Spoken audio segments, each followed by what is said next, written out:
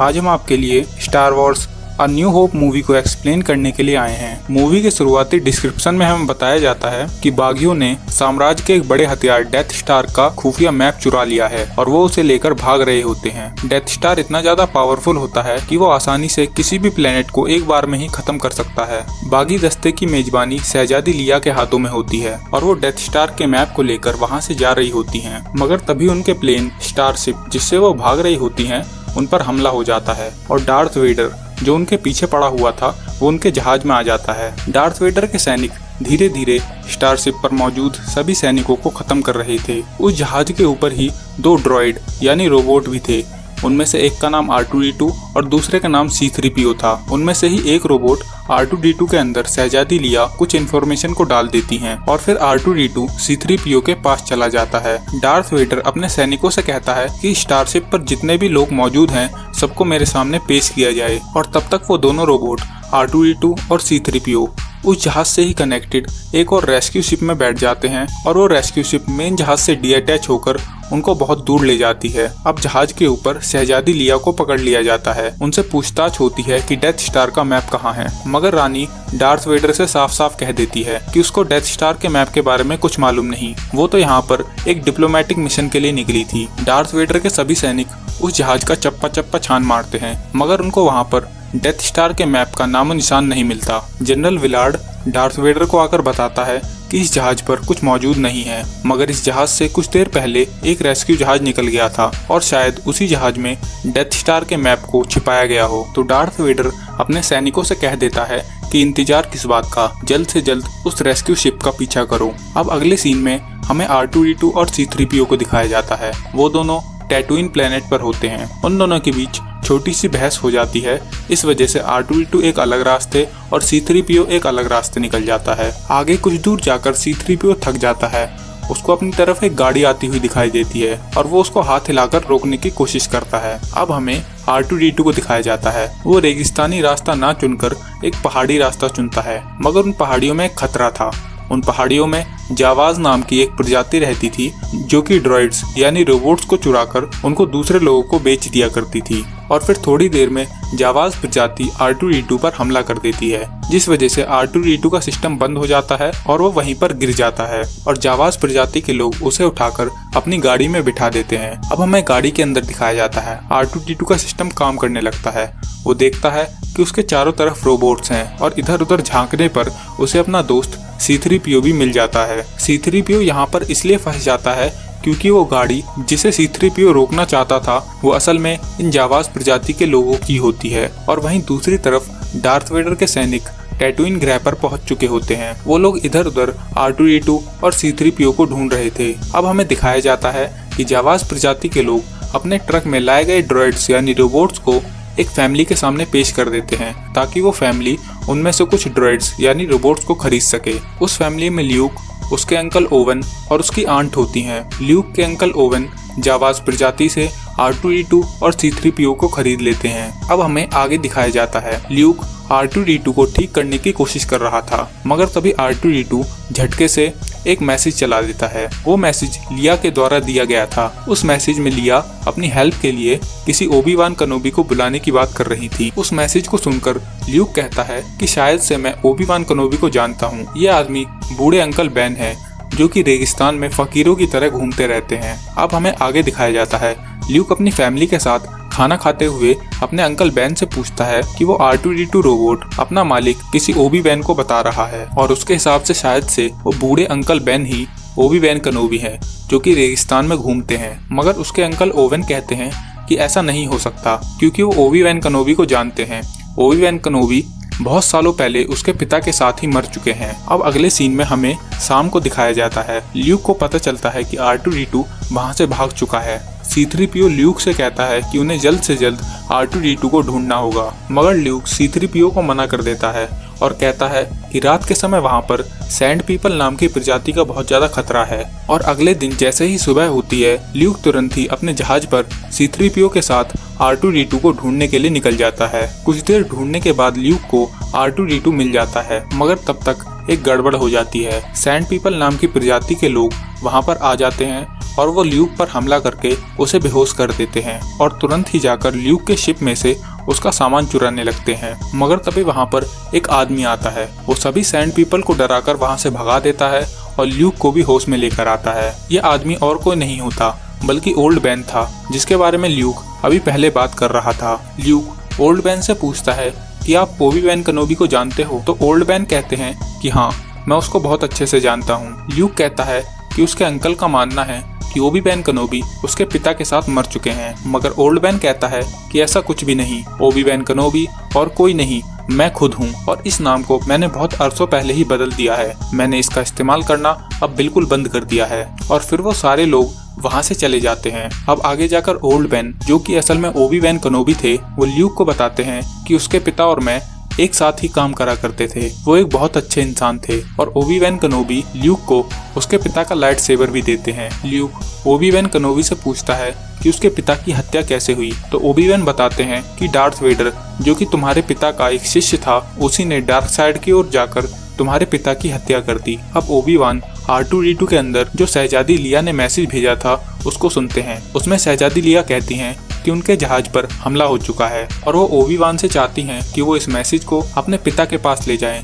जो कि एल्ड्रिन ग्रह पर हैं, ताकि वो उनकी कुछ मदद कर सकें। अब ओबी वान ल्यूक को फोर्स के बारे में बताते हैं। वो कहते हैं इस दुनिया की हर चीज में फोर्स मौजूद है और फोर्स की मदद से ही इस पूरी दुनिया में संतुलन बना हुआ है। इस फोर्स की दो साइड हैं, एक लाइट साइड और एक डार्क साइड। तुम्हारे पिता एक जेडाई योद्धा थे जिनके पास फोर्स की शक्तियां थी और वो लाइट साइड में थे, जो कि डार्क साइड के लोगों को रोका करते थे। ओबी वान केनोबी ल्यूक से कहते हैं क्यों ना तुम भी अपने पिता की तरह फोर्स की विद्या सीखो और एल्ड्रिन ग्रह पर इस मैसेज को पहुंचाओ। मगर ल्यूक इस बात के लिए राजी नहीं होता, क्योंकि उसको पता था कि उसके अंकल उसे साफ साफ मना कर देंगे। अब हमें आगे दिखाया जाता है कि ल्यूक और उसके साथ बाकी सब लोग देखते हैं कि जावास प्रजाति के लोग जिनके साथ R2-D2 और C-3PO आए थे, उनको साम्राज्य के सैनिकों ने मार दिया था। तभी ल्यूक को याद आता है कि जावास प्रजाति के लोगों से R2-D2 और C-3PO को तो उसके अंकल बेन नहीं खरीदा था और साम्राज्य के सैनिक उन सभी लोगों को मार रहे थे जिन के पास R2-D2 और C-3PO गए थे। उसको समझ आ जाता है कि उसके अंकल और आंट को बहुत ज्यादा खतरा है। वो भागते हुए अपनी शिप में बैठकर अपने अंकल और आंटी के पास निकल जाता है। वहाँ पर जाकर वो देखता है कि उसके पूरे घर को जला दिया गया है और उस घर में उसके अंकल और आंट को भी मार दिया गया है। ल्यूक ये सब देखकर वापस ओबी वैन के पास आ जाता है। ल्यूक के मन में गुस्सा था। वो ओबी वान से कहता है कि वो एल्ड्रिन ग्रह पर जाएगा और जेडाई विद्या को भी सीखेगा। अब हमें आगे दिखाया जाता है कि ओबी वान सभी के साथ उस शिप में मॉस आइसले नाम की जगह पर जाते हैं। वहाँ पे एक बहुत बड़ा बाजार लगा हुआ था, जहाँ से उनको एक स्पेसशिप और एक पायलट आसानी से मिल जाता। और जब वो सब लोग आगे की तरफ जा रहे थे, तभी उनको कुछ साम्राज्य के सैनिक घेर लेते हैं। मगर ओबी वान केनोबी भी एक जेडाई योद्धा थे। उनके पास भी फोर्स की बहुत सी शक्तियाँ थी और उन्हीं में से एक शक्ति के साथ ओबी वान साम्राज्य के सैनिकों का माइंड कंट्रोल कर लेते हैं और आसानी से उनके सामने से ही निकल जाते हैं। अंदर जाकर उन्हें एक हान सोलो नाम का पायलट मिलता है, जिसके पास अपना जहाज था। ओबी वान और ल्यूक हान सोलो से अपनी डील फाइनल करके चले जाते हैं। मगर हान सोलो के पास जो जहाज था वो वहाँ पर एक जाबा द हट नाम के क्रिएचर ने ही अपने कब्जे में कर रखा था, क्योंकि हान सोलो ने उससे कुछ कर्जा लिया था और कर्जा ना देने पर जाबा द हट ने हान सोलो का प्लेन अपने कब्जे में कर लिया था। मगर हान सोलो किसी तरह से जाबा द हट को मना लेता है और उससे कुछ और दिन की मोहलत मांग लेता है। अब डील फाइनल हो चुकी थी। ल्यूक, ओबी वान, C-3PO और R2-D2 वो चारों लोग वहां से निकलने के लिए हान सोलो के प्लेन की तरफ जाने लगते हैं। मगर तब तक वहां पर गैलेक्टिक एम्पायर यानी साम्राज्य के सैनिक पहुंच चुके थे। वो आते ही वहां पर गोलियां चलाने लगते हैं, मगर हान सोलो किसी तरह उनसे बचकर अपने प्लेन को टैटून ग्रह से उड़ाकर ले जाता है। मगर साम्राज्य के सैनिक इतनी आसानी से कहां मानने वाले थे।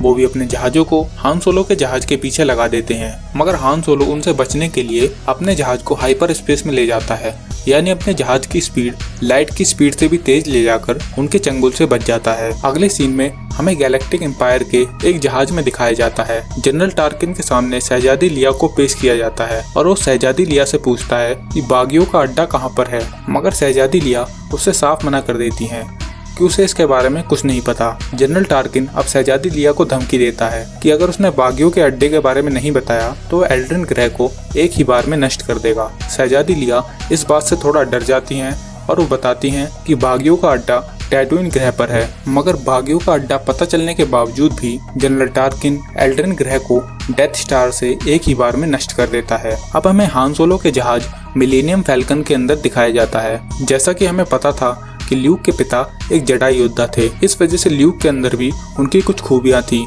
और इसी वजह से वो अपने अंदर की फोर्स को डिस्कवर करने की कोशिश कर रहा था। मगर तभी वहाँ पर बैठे हुए ओबी-वान को अपनी फोर्स की शक्तियों से कुछ महसूस होता है। उन्हें ऐसा लगता है कि बहुत से लोग एक साथ चीखे हों और फिर तुरंत ही उनकी चीख बंद हो गई हो। ये सब उनको इसलिए महसूस होता है क्योंकि अभी कुछ देर पहले ही जनरल टार्किन के द्वारा एल्ड्रन ग्रह एक ही बार में नष्ट कर दिया गया था। अब गवर्नर टार्किन और डार्थ वेडर को पता चलता है कि शहजादी लिया ने उनको जो पता दिया था वो एकदम गलत था। थोड़ी देर बाद हान सोलो और उसका साथी चुई अपने जहाज मिलेनियम फैल्कन के साथ एल्ड्रन ग्रह जहां पर होता है उस जगह पर पहुंच जाते हैं। एल्ड्रन ग्रह को वहां पर ना पाकर ओबी-वान समझ जाते हैं कि उस ग्रह को डेथ स्टार से अब नष्ट कर दिया गया है। मगर तभी एक छोटा सा गैलेक्टिक एम्पायर यानी साम्राज्य का जहाज उनके ऊपर से निकल जाता है। वो सोचते हैं कि वो उस जहाज का पीछा करेंगे, मगर थोड़ी दूर तक उस जहाज का पीछा करने के बाद वो लोग समझ जाते हैं कि उन्होंने बहुत बड़ी गलती कर दी है। वो छोटा सा जहाज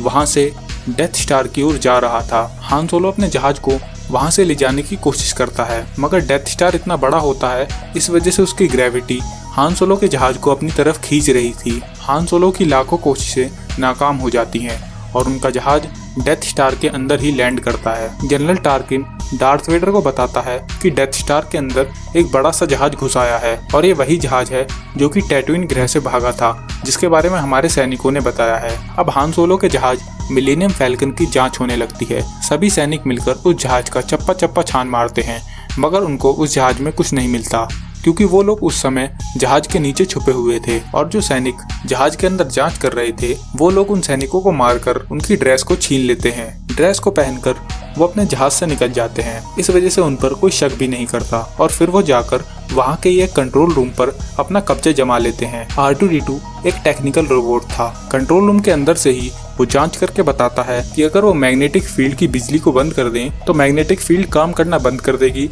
और वो आसानी से अपने जहाज के साथ डेथ स्टार से दूर जा सकेंगे। इस काम को करने के लिए ओबी-वान वहाँ से खुद जाते हैं। वो नहीं चाहते थे कि उनकी वजह से किसी की जान को खतरा हो। वो ल्यूक से कहते हैं कि तुम इन सब की देखभाल करना और वहाँ से चले जाते हैं। कुछ देर बाद R2-D2 जांच करके बताता है कि शहजादी लिया को भी इसी जहाज पर छुपाया हुआ है। ये बात सुनकर ल्यूक कहता है कि उसे अब शहजादी लिया को बचाना होगा। शहजादी लिया को बचाने के लिए ल्यूक एक प्लान बनाता है। वो हान सोलो के साथी चुई को एक बंदी बनाना चाहता था ताकि वो उसके सहारे शहजादी लिया तक पहुंच सके और उसी प्लान को फॉलो करते हुए वो चुई को अपने साथ ले जाते हैं। चुई को साथ लेकर वो लोग लेवल 5 के अंदर चले जाते हैं जहाँ पर शहजादी लिया को बंदी बनाकर रखा गया था। वो दोनों कुछ सैनिकों को मारकर शहजादी लिया के पास पहुंच जाते हैं। डार्थ वेडर के पास भी फोर्स की शक्तियां थी, मगर उसकी फोर्स की शक्तियां डार्क साइड की होती हैं। वो भी अपनी फोर्स की शक्ति से महसूस कर लेता है कि ओबी-वान डेथ स्टार के ऊपर आए हुए हैं। जनरल टार्किन डार्थ वेडर से कहता है कि सभी जेडाई योद्धाओं को तो मार दिया गया है, तो आप कैसे कह सकते हैं कि ओबी-वान अभी तक जिंदा है और वो हमारे डेथ स्टार पर आया हुआ है। और अब दूसरी तरफ हान सोलो और ल्यूक दोनों मिलकर शहजादी लिया को छुड़ा तो लेते हैं, मगर उनके पास वहां से जाने का कोई रास्ता नहीं होता। वो लोग सैनिकों के बीच घिर चुके थे। सभी सैनिक उन पर गोलियां चला रहे थे। तभी शहजादी लिया एक वेंटिलेशन डोर को खोलती है और वो तीनों के तीनों उस वेंटिलेशन डोर से नीचे की तरफ चले जाते हैं, मगर वो वेंटिलेशन डोर एक बड़े से कमरे से जुड़ा हुआ था। वो कमरा पूरे जहाज का कबाड़ खाना फेंकने के लिए इस्तेमाल किया जाता था और तभी उस कमरे के अंदर पड़े हुए कूड़े को क्रश करने के लिए उसकी आसपास की दीवारें आपस में जुड़ने लगती हैं। शहजादी लिया, ल्यूक और हान सोलो तीनों अब फंस चुके होते हैं। वो पूरी कोशिश करते हैं कि किसी भी तरह इन पास आती हुई दीवारों को रोका जा सके। ल्यूक R2-D2 को कांटेक्ट करने की भी कोशिश करता है, मगर शुरुआत में उनका कनेक्शन नहीं होता। मगर थोड़ी देर बाद जब R2-D2 से कनेक्शन होता है तो ल्यूक स्काईवॉकर जल्द से जल्द R2-D2 से कहता है कि तुम यहाँ की बिजली बंद कर दो ताकि ये दीवारें रुक सकें। R2-D2 से जैसा कहा गया था वो भी वैसा ही करता है। बिजली बंद करने के बाद वहाँ की दीवारें रुक जाती हैं और R2-D2 फिर वहाँ का गेट खोल देता है ताकि वो लोग वहाँ से बाहर आ सकें। अब हमें ओबी-वान को दिखाया जाता है। वो भी अपनी जगह पर जाकर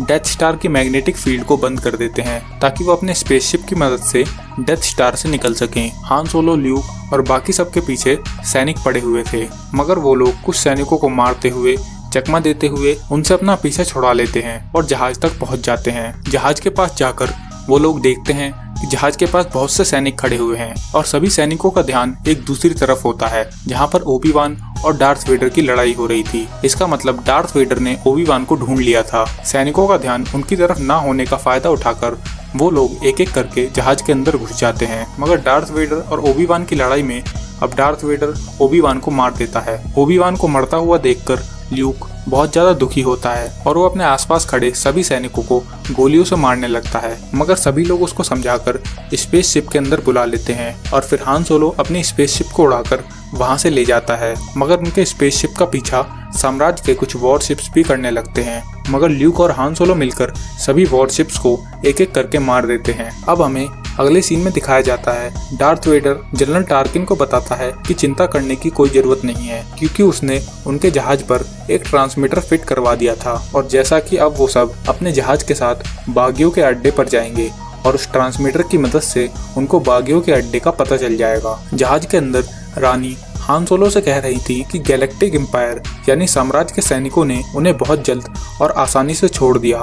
इसका मतलब उन लोगों ने हमारे जहाज के ऊपर किसी ट्रांसमीटर को फिट किया है और शायद उसी की मदद से वो अब हमारा पीछा करेंगे। मगर रानी एक बात का शुक्र मनाती हैं कि उन्होंने डेथ स्टार का मैप जो कि R2-D2 के अंदर फिट किया था उसके बारे में डार्थ वेडर को कुछ पता नहीं चला। मगर हान सोलो कहता है कि मुझे तुम्हारी बातों से कोई मतलब नहीं, मुझे तो सिर्फ अपना पैसा चाहिए ताकि मैं अपना उधार चुका सकूं। अब हमें दिखाया जाता है कि वो सब लोग मिलेनियम फैल्कन शिप की मदद से याविन ग्रह पर पहुंच चुके होते हैं। याविन ग्रह बागियों का अड्डा होता है, मगर उनके पीछे पीछे डेथ स्टार भी याविन की तरफ बढ़ रहा था। याविन ग्रह पर पहुंचकर बागियों के द्वारा R2-D2 के अंदर डेथ स्टार के मैप की जांच की जाती है कि डेथ स्टार बहुत ही बड़ा और खतरनाक है, वो आराम से किसी भी बड़े हमले को झेल सकता है। डेथ स्टार को हराने का उनके पास सिर्फ एक तरीका होता है कि अगर कोई एक छोटे जहाज की मदद से डेथ स्टार के अंदर ही बने एक सकरे रास्ते से जाकर एक छोटे से 2 मीटर के गड्ढे में अपनी टॉर्पेडो मिसाइल्स को छोड़ दे तो काम बन सकता है।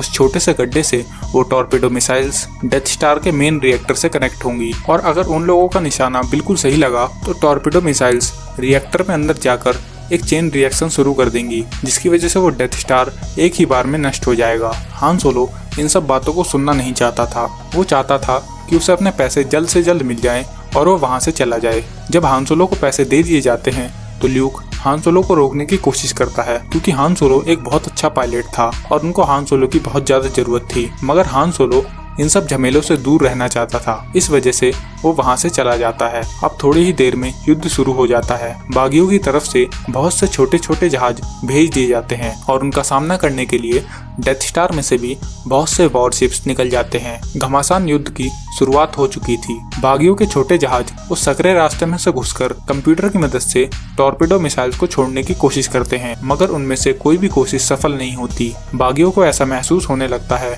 कि अब वो सब लोग हार चुके हैं। इतनी सारी नाकाम कोशिशों के बाद ल्यूक अपने जहाज के साथ उस सकरे रास्ते में चला जाता है, मगर ल्यूक के पीछे उस समय साम्राज्य की तरफ से 3 वॉरशिप से लग जाते हैं। वो ल्यूक को मारने ही वाले होते हैं, मगर तभी पीछे से हान सोलो अपने मिलेनियम फैल्कन के साथ आता है और ल्यूक की जान बचा लेता है। ल्यूक हान सोलो से कहता है कि उसे भरोसा था कि वो वापस जरूर आएगा। अब ल्यूक अपनी टॉर्पेडो मिसाइल्स के साथ उस गड्ढे के करीब जा रहा था। वहां पर जाकर ल्यूक अपने कंप्यूटर सिस्टम को ना यूज करके मैनुअली अपने हाथों से ही टॉर्पेडो मिसाइल्स को उस गड्ढे में डालने का सोचता है, क्योंकि ल्यूक को उस समय अपने अंदर से एक आवाज सुनाई दे रही थी कि तुम्हारे अंदर फोर्स है। और अब जैसे ही ल्यूक डेथ स्टार के उस गड्ढे के पास पहुंच जाता है, वो मैनुअली अपने हाथों से ही टॉर्पेडो मिसाइल्स को छोड़ देता है और उस समय ल्यूक का निशाना बिल्कुल सटीक लगता है। टॉर्पेडो मिसाइल्स सीधा रिएक्टर में जाती हैं और एक ही बार में वो पूरा डेथ स्टार नष्ट हो जाता है। ल्यूक और हान सोलो जंग से वापस आ जाते हैं। सभी बागी जो याविन ग्रह पर थे सब खुश होते हैं, क्योंकि उन्होंने डेथ स्टार जैसे बड़े वेपन को एक ही बार में नष्ट कर दिया था। और अब हमें एक सम्मान समारोह में दिखाया जाता है। वहाँ पर लिया के द्वारा ल्यूक और हान सोलो दोनों को मेडल पहनाया जाता है और इस एंड पर यह मूवी खत्म हो जाती है।